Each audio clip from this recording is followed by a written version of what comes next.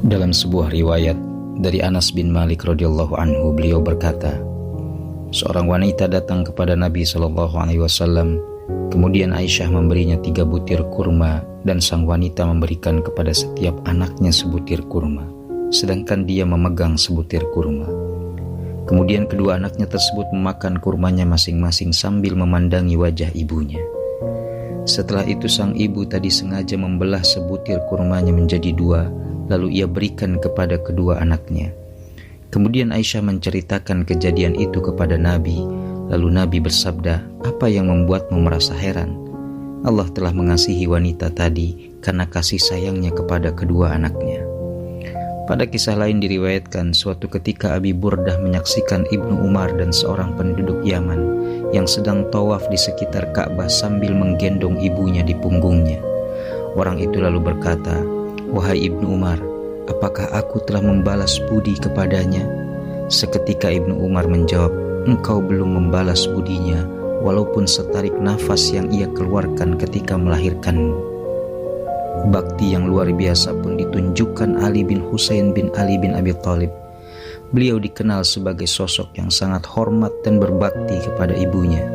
Sampai suatu ketika salah seorang sahabat mengutarakan keheranannya kepada beliau, "Engkau adalah orang yang paling berbakti kepada ibumu, akan tetapi kami tidak pernah melihatmu makan bersama ibumu." Ali menjawab, "Aku takut jikalau tanganku mengambil makanan yang sudah dilirik oleh ibuku, sehingga aku berarti mendurhakainya." Berbakti kepada orang tua atau birrul walidain merupakan salah satu amalan utama dan sangat dicintai Allah. Takdir mempunyai keluarga baru dan terpisah dengan orang tua tidaklah menggugurkan kewajiban seorang anak untuk tetap memuliakan orang tuanya. Dalam sebuah hadis dari Ibnu Mas'ud terungkap bahwa selain sholat tepat waktu dan jihad fi sabilillah, birrul walidain termasuk di antara 3 keutamaan tersebut. Tentunya merupakan sebuah pelajaran yang sangat berharga bagi kita untuk meneladani apa yang dicontohkan baginda Rasul, Ali bin Abi Thalib dan sahabat lain, meskipun dengan segala keterbatasan ilmu yang kita miliki. Berbuat baik dengan selalu menjaga hati ibu agar tidak tergores hatinya merupakan ikhtiar mulia. Sadarilah, setiap apapun daya untuk membalas apa yang telah ibu berikan tidak akan pernah sepadan dengan apa yang telah beliau korbankan.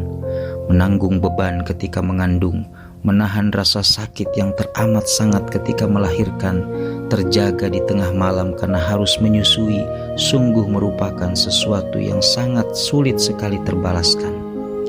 Dari Abu Hurairah, beliau berkata, seseorang datang kepada Rasulullah dan berkata, "Wahai Rasulullah, kepada siapakah aku harus berbakti pertama kali?" Nabi menjawab, "Ibumu." Dan orang tersebut kembali bertanya, "Kemudian siapa lagi?" Nabi menjawab, "Ibumu." Orang tersebut bertanya kembali, "Kemudian siapa lagi?" Beliau menjawab, "Ibumu." Orang tersebut bertanya kembali, "Kemudian siapa lagi?"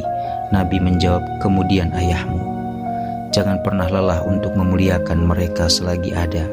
Jika saja ibu sudah berpulang, hanya doa dan penyesalan yang bisa disampaikan. Jangan pernah membiarkan dirimu lalai, abai atau bahkan melupakan. Perlakukan ibumu sebagai ratu agar hidup kita meraih kebahagiaan seperti ratu. Ingatlah, keridhaan Allah Subhanahu wa Ta'ala berasal dari keridhaan orang tua kita.